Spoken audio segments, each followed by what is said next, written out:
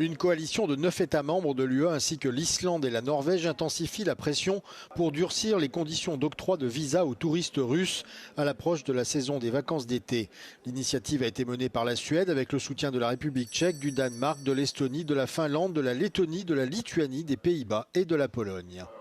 What I want to accomplish is very clear. I want there to be no more shopping weekends. I want there to be no more fancy trips to Europe while Ukrainians are dying on the battlefield. Les 11 pays ont signé une lettre commune soulignant la mise en œuvre inégale des lignes directrices de la Commission européenne concernant le traitement des demandes de visa des ressortissants russes. Les signataires font valoir que cette fragmentation affaiblit le pouvoir de négociation de l'UE et envoie des messages contradictoires quant à la détermination de l'Union vis-à-vis de la Russie. La lettre met également en garde contre le fait que des pratiques inégales en matière de visa pour les touristes russes pourraient créer un risque pour la sécurité dans l'ensemble de l'espace Schengen. Les 11 pays appellent les institutions de l'UE à introduire de nouvelles restrictions contraignantes en matière de visa et à veiller à la mise en œuvre effective des lignes directrices existantes. L'Union européenne perd peu à peu l'espoir de pouvoir imposer une interdiction totale des services maritimes aux pétroliers russes. Adoptée en avril dans le cadre du 20e paquet de sanctions contre Moscou, cette mesure visait à compliquer l'exportation du pétrole russe en interdisant l'assurance, les services bancaires, l'immatriculation des navires ainsi que d'autres activités liées au transport maritime. Mais la situation sur les marchés mondiaux de l'énergie a changé la donne. La volatilité des prix et les craintes pour l'approvisionnement mondial en raison de la guerre en Iran rendent désormais sa mise en œuvre beaucoup plus difficile. Events in the Gulf have clearly changed the calculus about anything to do with energy. For the moment, what all Western economies are struggling with is access to energy at reasonable prices. So I think at this point there is no appetite to take additional measures which might aggravate that situation. La raison officielle de cette pause était la volonté de parvenir à un accord au niveau du G7, mais les autres membres du groupe ne se sont pas montrés enthousiastes. So in the 20th sanctions package, we did indeed include a legal basis to eventually activate a full maritime services ban. But we were clear that we would do this in consultation and in cooperation with our G7 partners. But we do remain committed to all of the measures that we've put in place, like the oil price cap, and what we can do to minimize revenues that Russia might gain from the situation in Iran. De plus, Bruxelles n'a pas encore obtenu le soutien de 2 États membres dont les intérêts sont directement en jeu, la Grèce et Malte.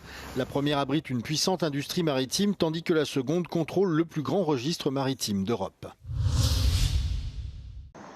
Comme les autres États baltes, la Lituanie avertit de longue date contre la menace grandissante représentée par la Russie, avec laquelle elle partage une frontière. Si elle renforce sa défense depuis plusieurs années, elle semble avoir été prise de court par la guerre des drones.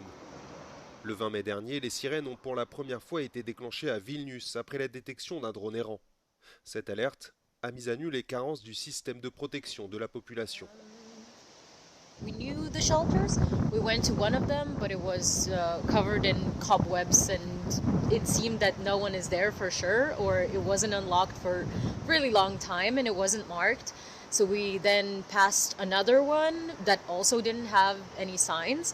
And then we came to the one that I'm standing next to at the moment. And yeah, it's the biggest shelter, it seems, from the maps. And we couldn't get in for like 18 minutes probably. Un cas loin d'être isolé. Les témoignages d'habitants désemparés ont foisonné après l'alerte, si bien que la chef du gouvernement a dû présenter des excuses publiques et s'engager à revoir les procédures de mise à l'abri. I think that you cannot be fully prepared for all the situations and actions. But what we tested and what we actually and how we reacted shows that we have a system, we have a knowledge, we have an infrastructure, but at the same time there's still some gaps that we would like to fix. And I think that there was a good exercise for the government, for the institutions, for the businesses, and for the simple citizens who was participating. Objectif désormais, former davantage de citoyens à la gestion des situations d'urgence et construire ou aménager plus de lieux qui pourraient, en cas de besoin, servir d'abri. Pour la première fois, l'Allemagne échoue à obtenir le siège de membre non permanent au Conseil de sécurité de l'ONU. L'élection de l'Allemagne, l'un des principaux financeurs des Nations Unies, était jusqu'ici considérée comme acquise. Mais cette année, l'Autriche et le Portugal ont remporté les 2 sièges alloués à l'Europe occidentale. À l'annonce des résultats ce mercredi, leurs représentants ont laissé éclater leur joie dans la salle de l'Assemblée générale. Le chef de la diplomatie allemande, Johann Wadephul, a qualifié ce résultat de défaite amère. Plusieurs raisons sont évoquées. Les attaques virulentes de Moscou contre Berlin, soutien de poids à Kiev, la position traditionnellement pro-israélienne de l'Allemagne, qui pourrait l'avoir desservie dans le contexte de la guerre à Gaza, ou encore son mutisme lors des attaques des États-Unis au Venezuela en janvier et contre l'Iran 2 mois plus tard. Instance la plus puissante de l'ONU, le Conseil de sécurité compte 5 membres permanents, ainsi que 10 non permanents élus pour 2 ans. Le renouvellement de ces 10 sièges se fait par moitié chaque année.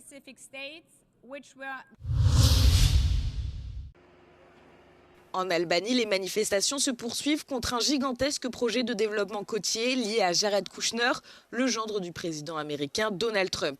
Ce luxueux projet, lié à la société d'investissement de Kushner et Ivanka Trump, prévoit la construction d'hôtels, d'appartements, de villas et d'une marina.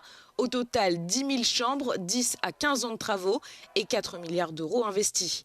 Mercredi, des centaines de manifestants sont cependant descendus dans les rues de Tirana pour la 4e journée consécutive afin d'exprimer leur opposition au projet. Ndërhyrjen që është bërë të dalin makineritë të lirohet natyra dhe të rikthehet në gjendje më pashme. Por nga ana tjetër projekti I cili është prezantuar dhe sipërfaqja që prezantohet aty është shkatrimtare, nga rendra që kemi parë. Car le projet immobilier s'étend sur une île abandonnée et une partie du front de mer à proximité, sur la côte sud de l'Albanie. Les défenseurs de l'environnement et les détracteurs du Premier ministre Edi Rama s'y opposent fermement. Mardi, Rama a cependant déclaré que l'Albanie ne devait pas être un pays qui craint un projet extraordinaire comme celui-ci, ajoutant « Il n'y a absolument aucune chance que l'investissement soit interrompu tant que je serai là ».